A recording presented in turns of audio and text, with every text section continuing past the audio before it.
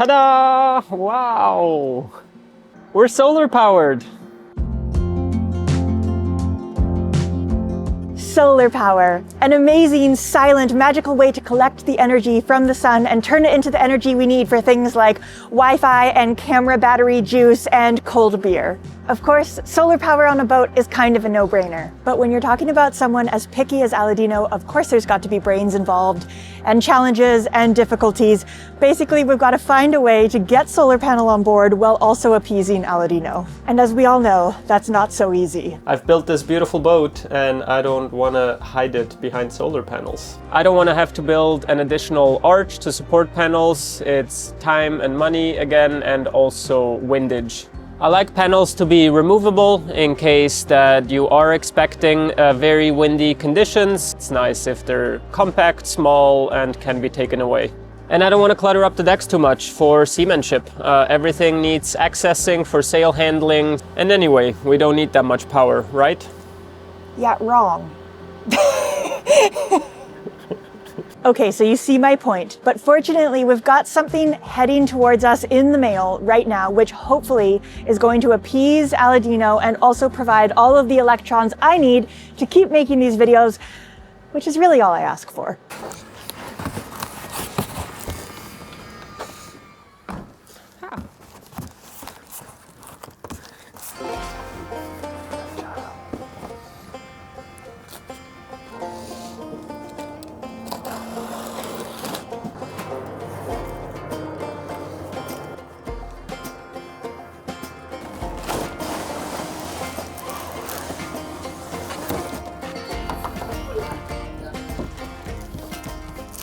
Wow, it's so light and thin and stiff and strong and cool. You happy? Nice. Yeah, this is awesome. All right, Dean, fill us in. What have you got right there? Light leaf, solar power that moves you. What could it be? Well, okay, I think we understand what it is. why don't you give us some details? So we might not have an electric boat, so it doesn't move us in that sense, but it sure moves us emotionally. We are very moved. So yeah, clearly a solar panel. That is good old technology, which every boat should have. Harvest free power from the sun. But in a new format, in a new package, in a reinvented way, which I'm very excited about. So, as you can tell, the panel is curved and it's on a carbon fiber backing, which has a bit of foam in between and a curved shape, which should do two things. For one, harvest more sun because of its curvature. But on the other side, this curve also gives the panel a lot of rigidity because, as you'll see, it gets mounted in a very interesting way. So here they are. So cam levers. Oh yeah, I see. Okay, so this is one portion, that's the other half. And then this is the locking mechanism. Okay, so these barrel nuts go inside of here. Let's maybe do it from the outside. And then there's a hole where the cam lever will go into, and it threads in there because it does have a thread here. Mm-hmm. So that's literally how they get locked in. And now this part is called clamp, which goes one in here, one in here. Yeah, and I can open them enough so even when I put this one in, I can still open it and get it on the push bit, so I would rather do it here.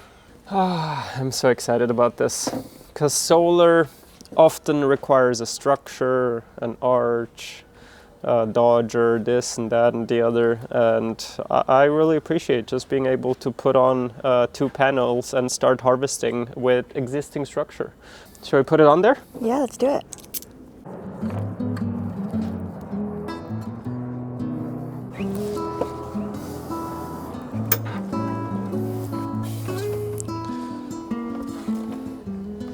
Placement, put in these little silicone hose pieces.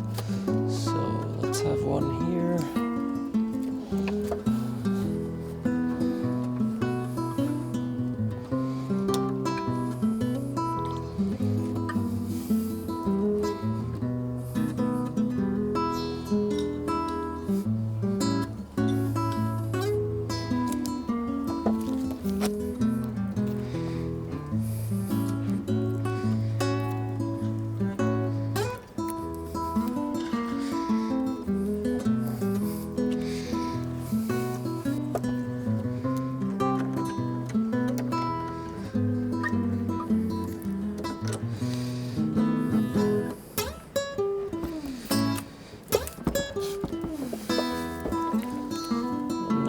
this when we do a little bit of fishing.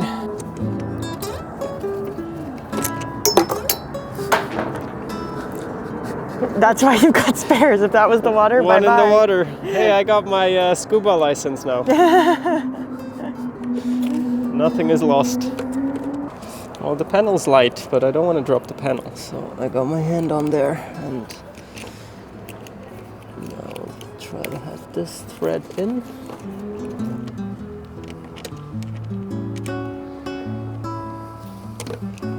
As engaged with the threads, and then it says just a little bit more, but you shouldn't crank this lever too much.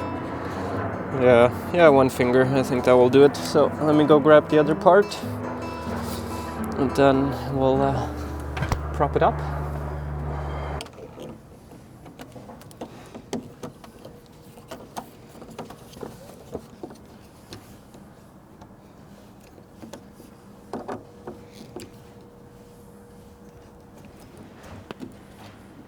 That should do it. Okay. And then, weep, close it, and it stays. That's pretty it. Cool. I mean, how simple is that? So, and we can see we've received 2 of these panels. Indeed, yeah. You did test out proof of concept before we filmed. Indeed. And it worked brilliantly. Yeah, so here's the other one, which is cranked down appropriately. You release them, folds down. Oh, and you can see my little hack here.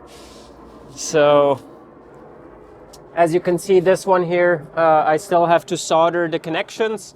Every boat is different. You may get different plugs, but this is where I installed ours. And I decided to go with this one here that has a lid.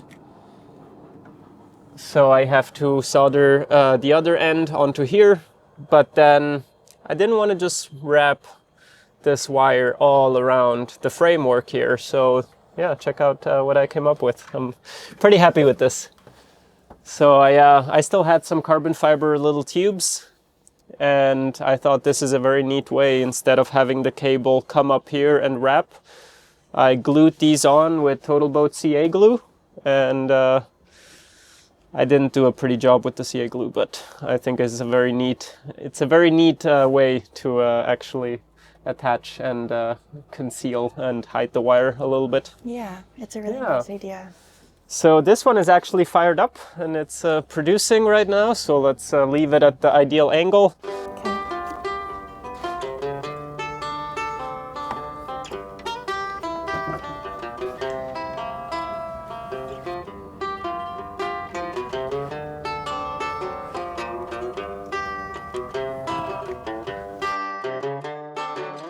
We are working a bit out of order here. Now the first thing that I tackled was putting in the deck connectors, and that installation is different on every boat, and that is what did require a bit more time. The panels are super easy to clamp onto the rail, but somehow you gotta run the cables inside. So I'm gonna show you how I did that.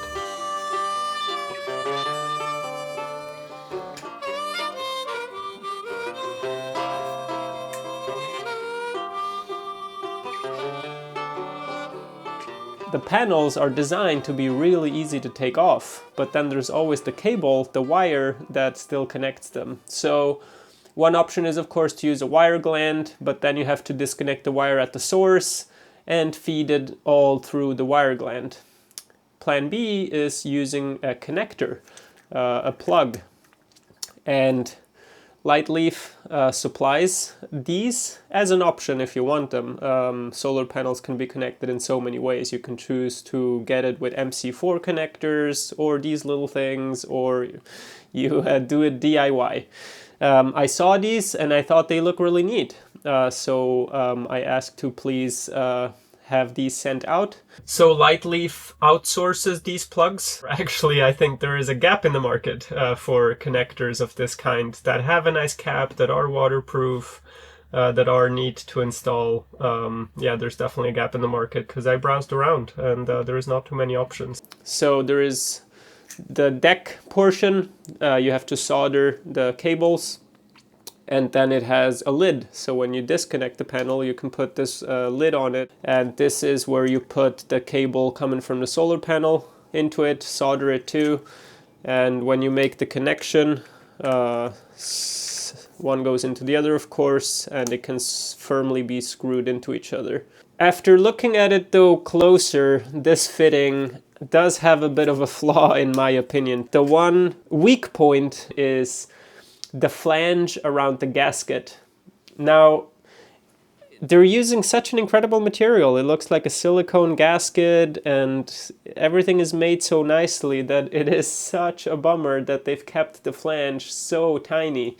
So my concern is that since you have quite a long plug, there is a bit of strain, right? It's a bit of a lever if you have this whole thing. So it's really quite easy to kink it. And if you do so in the slightest way, I can see this seal being compromised because it's literally 1 millimeter.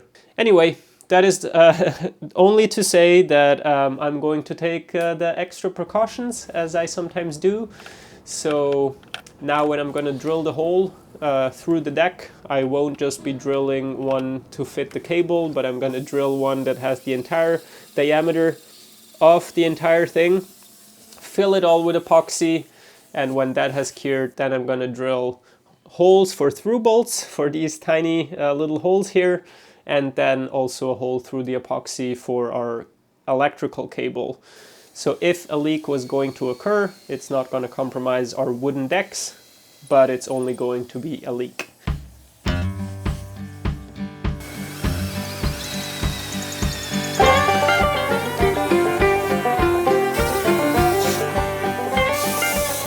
All right, I've taped it up from down below, and now I am going to fill it. It is rather cold outside, but I'm kind of taking advantage that it's dry, it's not going to rain, it's early in the day, and I'm going to use this Total Boat Thick Sew, which is the fast cure. So also I'm not using liquid epoxy, just because this is a little thicker. I don't want it to seep through the paper in case I haven't sealed it well. Let's fill it up, hope it cures. Worst case, I'll have to come up with something, put up little heaters and do it again. But I'm confident that this will work.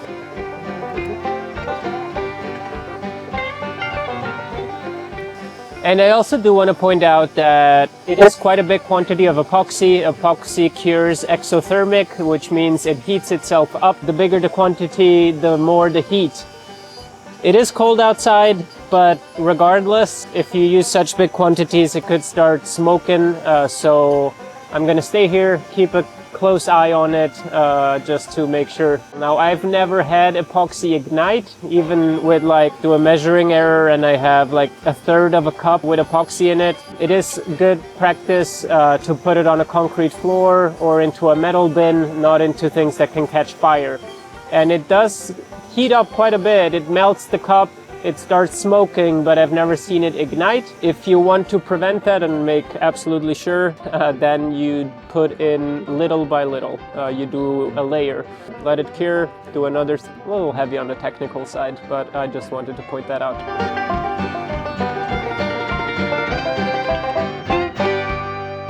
So I did modify the plug a bit.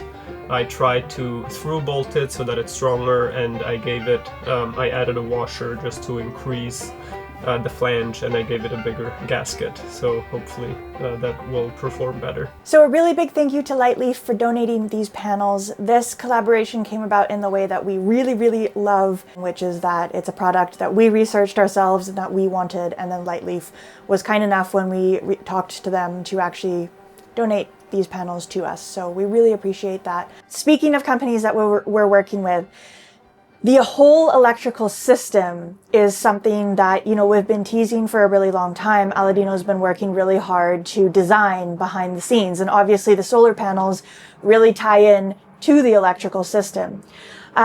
Now, for continuity's sake, I wasn't sure if we should actually show this last part of the video, but I've decided you're all smart enough to figure out that, you know, continuity sometimes jumps around a little bit with these videos.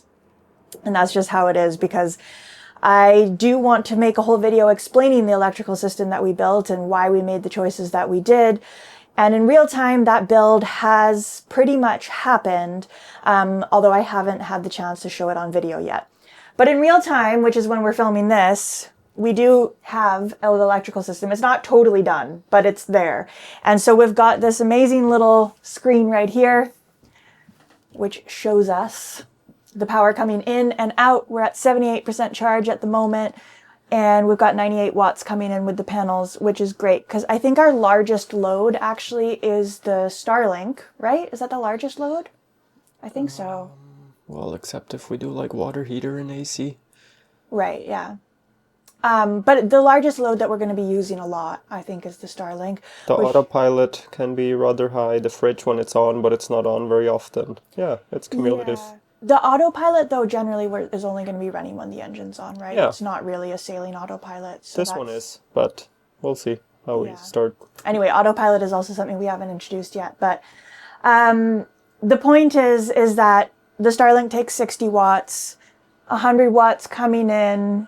It's the springtime currently. It's not even height of summer. So I'm pretty happy with that. And it's there's such low profile panels that it feels like we're kind of getting that for free, which is really nice. On the topic of the full electrical system build, we did go with Battleborn. They've been absolutely phenomenal to work with. And they've got some really, really exciting new technology on the market, which we have decided to go with. It solves a lot of the problems that we were concerned about with lithium. Yeah, of course, we did go lithium. I think at this point in time, it would be almost foolhardy to go with AGM on a cruising boat that you're wanting to live on. We really saw the benefits of lithium last summer, just having the Blue Eddies on board, saw how they soaked up that solar charge and really kept all of it in a way that we never really seemed to get in on Magic Carpet 1 with the AGM batteries we had. So it's an ever-evolving market. In a few years from now, maybe lithium won't be the be-all, end-all, but you just got to go eventually with what is available at the moment. And I think these are the most high-tech and exciting lithium products on the market. Like I said, we are getting there, and we'll talk about it soon. Commotion outside. I don't know what's going on, but maybe I should go check.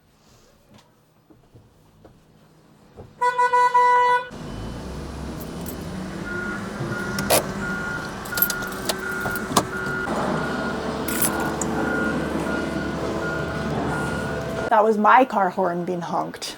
The travel lift wanted to get by, and he just opened my car door and laid on my horn until I came out. Lovely. Anyway, thank you for being here, everyone. Exciting to have solar panels on board, and we really, really enjoyed having the Blue Eddy panels on board last season, but of course, they were not an ideal installation because they were just on the cabin top. Didn't look great in photos, which is obviously a concern for us. You can't get around that. That is a concern for us. And they just weren't affixed to the boat. So they were in the way, and having something like this elegantly installed, very lightweight, very easy to use and maneuver is amazing, and it's going to be really life-changing. So thank you for being here. We're going to get to the electrical episode soon. It's kind of a difficult one, honestly, for me to edit since I do all the editing, but the electrical is not my forte, so it's a bit of a... I have to learn enough about it to make a coherent video about it, which is not super easy. So I'm working on it, I'm getting there, but that's why it's taking a bit of time. Huge thank you to the names now appearing on screen for always going above and beyond to make sure that Magic Carpet keeps being produced. A really big thank you to all of our patrons for making these episodes possible. We really couldn't do this without you, and we're so appreciative that you've stuck with us through this entire refit. It's been long, it's been much longer than we thought it would be, and you've been here through all of it, so thank you. All right, we'll see you next Friday. As always, I think next Friday is going to be a bit of a catch-up episode, or it might be an episode about lightning. I forget. You'll find out next Friday. Bye, everyone.